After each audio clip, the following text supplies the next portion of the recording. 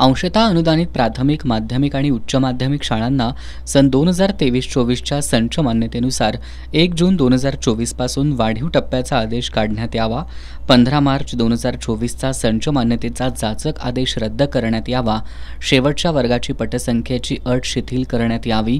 अंशतः अनुदानितमध्ये काम करणारे मुख्याध्यापक, शिक्षक आणि शिक्षकेतर कर्मचाऱ्यांचं सेवानिवृत्तीचं वय 58 वरून 60 वर्ष करण्यात यावं आणि पुणे स्तरावर घोषित असणाऱ्या शाळा आणि तुकड्या निधीसह घोषित कराव्यात.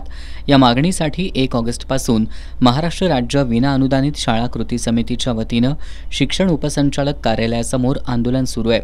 गेल्या 6 दिवसांपासून काही आंदोलकांनी अन्न पाणी त्याग केलंय.